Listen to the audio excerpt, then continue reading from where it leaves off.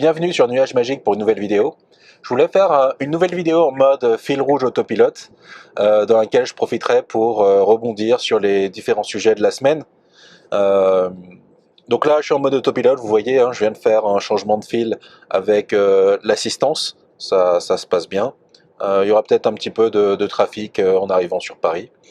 Donc sur les sujets qu'on a évoqués pendant la semaine, il y avait déjà celui du support sans fil. Ça fonctionne toujours assez bien. La recharge a pas l'air d'être super rapide. Il faudrait que j'ai un long trajet où je le fasse passer peut-être de, je sais pas, 20% à 80% et que je vois combien de temps ça prend au téléphone. J'ai posé une question à Jeddah, j'attends de voir s'ils vont me répondre pour me dire quelle est la puissance qui est effectivement délivrée à la batterie pendant la charge sur un iPhone X. Je sais que ça dépend des téléphones, les iPhones sont limités à une certaine puissance, donc voilà, si jamais j'obtiens la réponse, je vous le dirai. Mais par contre, d'un point de vue, je vous avais dit que je trouvais que ça bougeait un peu, mais non, au quotidien, là, ça ne bouge pas du tout, c'est bien calé. La seule chose à laquelle il faut faire attention, c'est que si le téléphone, en fait, entre cette partie-là et cette partie-là, il y a peut-être cette distance-là, ce qui fait que si jamais on met le téléphone à travers, ben on voit que voilà, il peut disparaître, il peut glisser. Bon, faut juste faire attention, il n'y a pas, voilà, il n'y a pas grand souci. Si on le met avec un minimum de précaution, ça marche bien. Et une fois que c'est dedans, ça n'a pas tendance à glisser. Donc vraiment, pour l'instant, top. Toujours, je trouve que c'était un petit peu cher. Faudra vraiment qu'il soit très bon sur la durée et qu'il me cause aucun souci pour que ça vaille le coup. Sinon, je voulais aussi rebondir sur la vidéo voyage en famille avec 2 sièges bébés à l'arrière. Le but c'était vraiment de voir si on était capable de faire du dépannage pour prendre une 3e personne à l'arrière quand on a déjà 2 enfants et donc 2 sièges bébés. Mon cas est très particulier parce que les 2 sièges bébés que j'ai mis à l'arrière étaient larges, volumineux.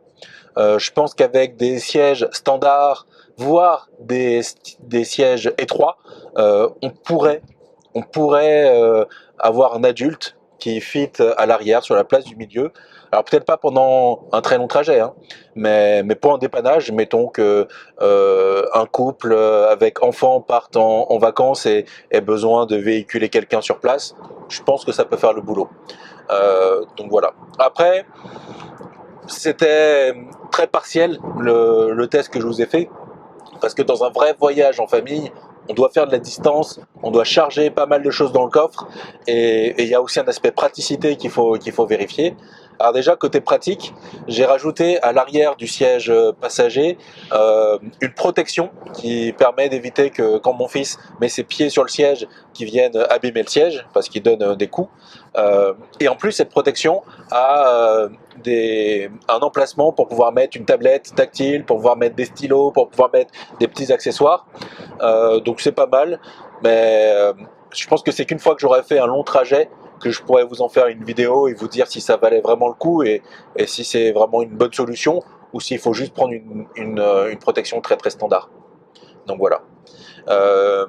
Après, pour aller plus loin sur le concept de voyage en famille, je pense que quand on est peut-être célibataire ou quand on voyage juste à deux adultes, on peut être tenté de faire des très longs trajets sans jamais s'arrêter. Donc de faire des Paris-Bordeaux avec juste un arrêt de 15 minutes au milieu. Je pense qu'il y a des gens qui le font, il y a beaucoup de gens qui le font. Je pense que quand on a des enfants, à moins de faire ça de nuit, c'est compliqué.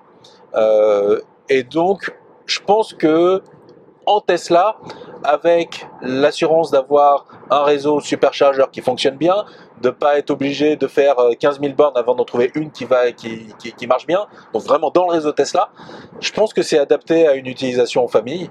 Donc je vais retirer l'autopilote là parce que on va sortir de la voie rapide.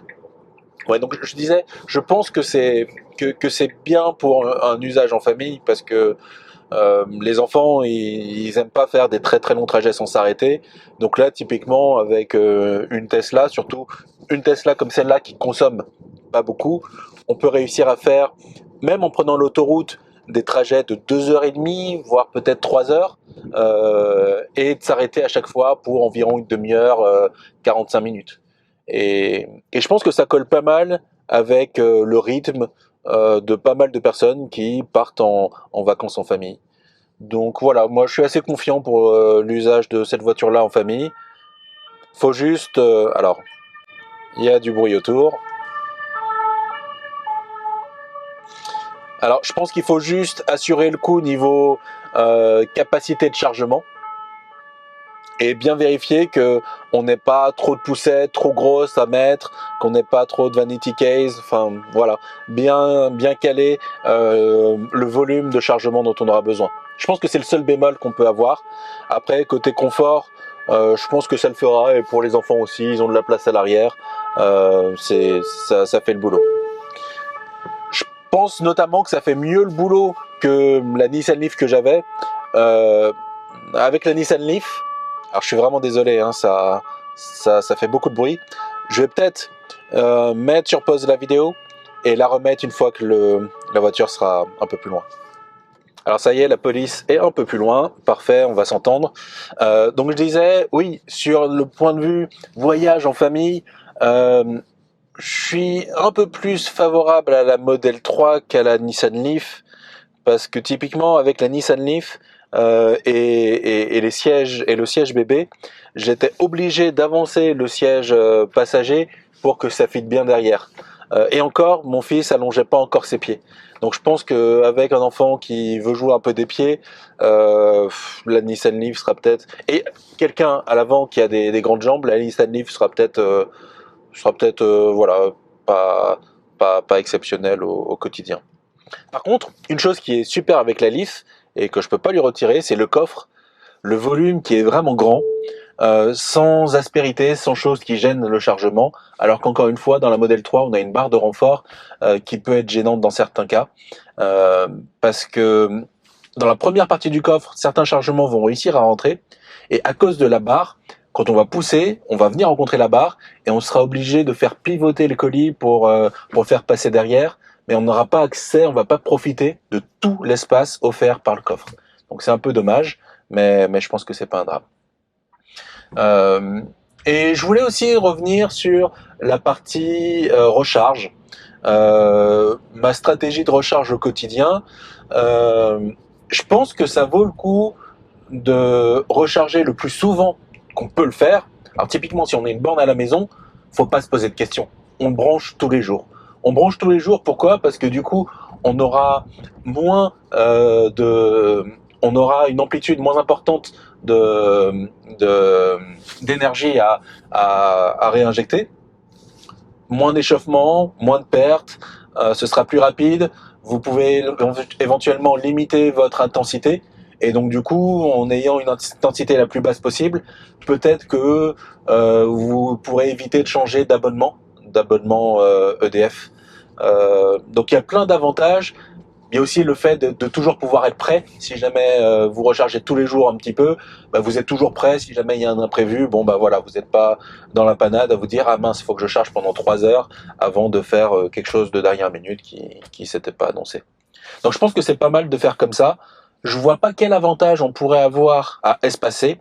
Le seul avantage qu'on pourrait avoir à espacer les recharges, c'est si vous avez un point de recharge gratuit disponible, peut-être sur votre lieu de travail ou un peu loin, un endroit où vous pouvez pas vous charger tous les jours. Ok, peut-être que ça vaut le coup. Mais encore une fois, je pense que ce qui est bien avec l'électrique, c'est que c'est simple. Tout est simple et on est bien au quotidien. On n'a pas envie de se rajouter la contrainte d'aller charger à l'extérieur de chez soi. Alors pour dépanner, ça peut faire le job. Si jamais vraiment à distance à pied, on peut déposer la voiture et finir le trajet à pied sans que ce soit une gêne, ok, pourquoi pas.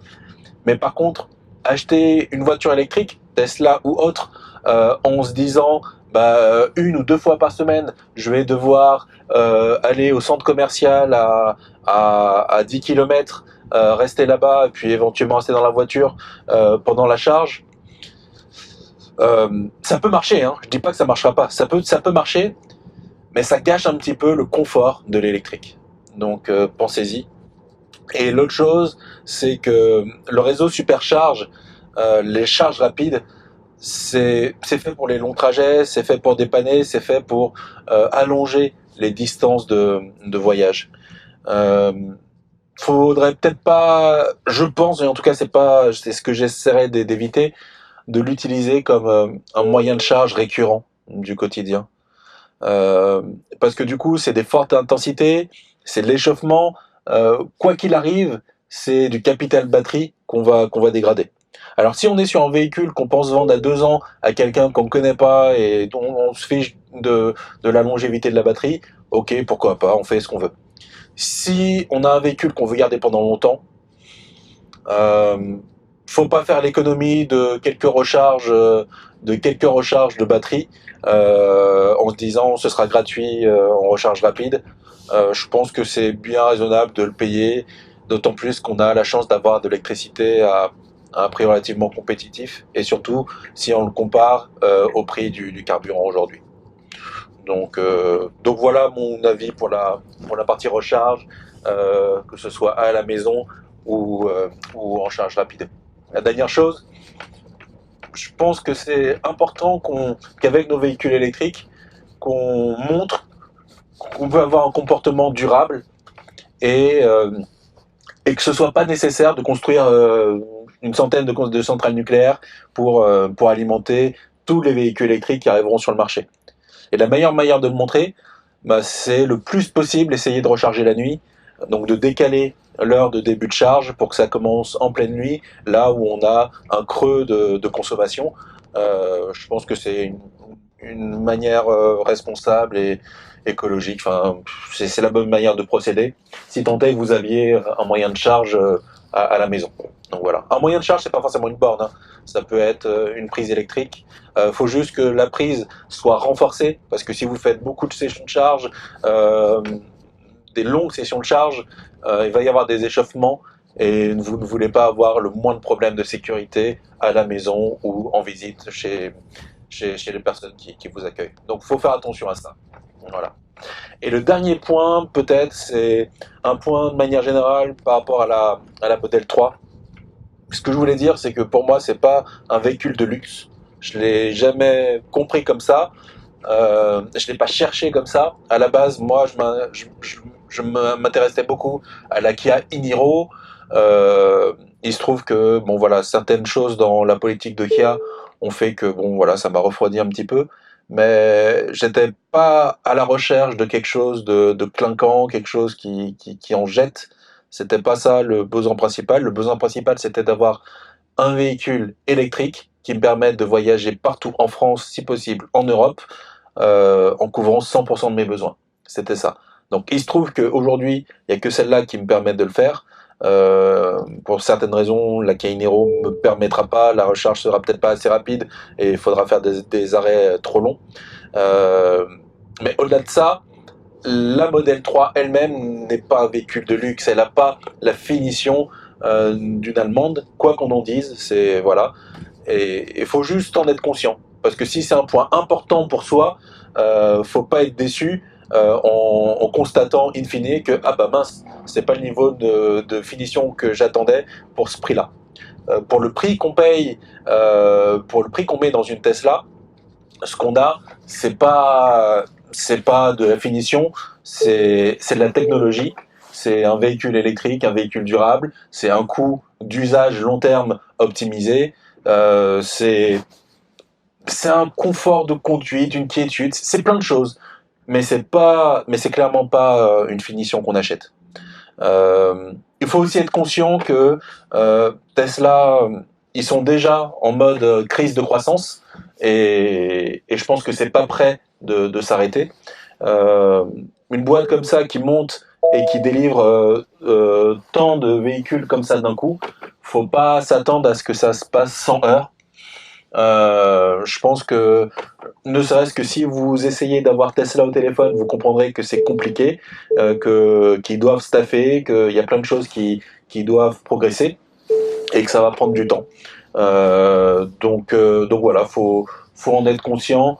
pour pas être déçu quand on se rend compte qu'après que bon voilà certains aspects de la communication, de la finition, de voilà, ou d'autres choses de Tesla sont pas parfaites.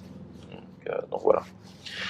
Donc voilà les quelques éléments que je voulais partager comme ça avec vous.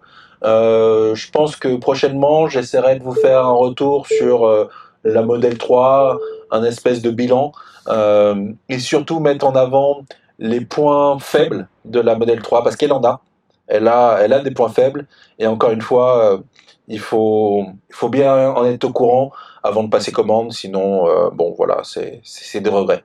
Encore que, en ayant la possibilité de se faire rembourser après livraison, bon voilà, ça minore un petit peu le risque. Mais toujours est-il que faire un achat de ce type-là et après demander un remboursement, c'est un peu un échec et c'est très dommage. Voilà, allez, à la prochaine. Salut.